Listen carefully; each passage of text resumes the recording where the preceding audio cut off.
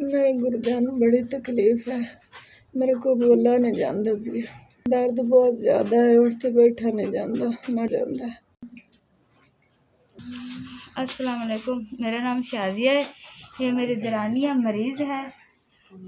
पाक पतने च बोलते पे जी। 6 बच्चे ने इंदे मियाँ इंदा जेह्ड़ा उंदे पैंचरां दी दुकान उंदे इलाज अफोर्ड नहीं कर सकदा। 2 गुर्दे एक च रेशा है, एक च पेशाब ठहरा होया है।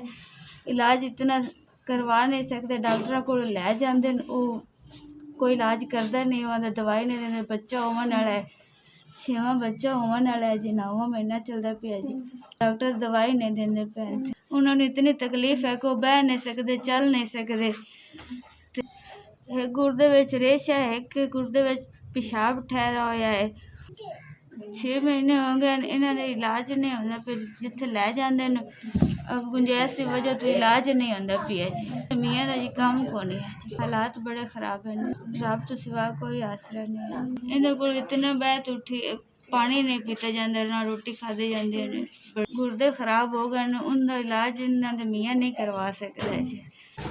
रिपोर्टां जी उन्होंने चेक करावन जिन्नी गुंजाइश आई उन्हें आधा इलाज करवा लिया जी। इस सगों उनकी गुंजाइश ही नहीं बनती फिर कि आधे बीवी का इलाज करवा लैन।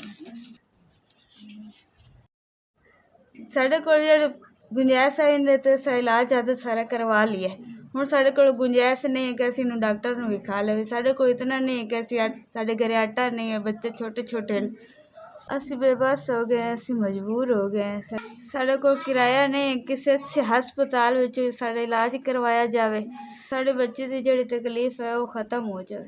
दर्द की वजह तो असीं बड़े परेशान हैं, साढ़े कोल इत्थे गुंजाइश नहीं कि असीं दवाई लै लवीए जी। SVS तो 50,000 रुपया सानू मिल गया, तुहाडा बड़ा शुक्रिया, मेहरबानी है तुहाडी, इलाज वास्ते मिल गया, तुहाडी बड़ी मेहरबानी है, शुक्रिया। अल्लाह पाक तुहाडा बहुत ज़्यादा तुहानू देवे, अल्लाह पाक तुहानू बच्चे देवे, अल्लाह पाक तुहाडे बच्चों की हयाती करे। तुसीं औखे वक्त साडे गरीबां दे तुसीं काम आने, ये कंपनी तुहाडी सारी जिंदगी वास्ते चलदी रहे। SVS तुहाडी बड़ी मेहरबानी, शुक्रिया, तुसीं मेरे इलाज वास्ते 50,000 रुपया मैनूं दिता है। तुहानू खुश रखे अल्लाह, मैं तुहाडी कंपनी नूं इवें सदा कामयाब करे तुहाडी कंपनी। SVS तुहाडी बड़ी मेहरबानी, शुक्रिया तुहाडा।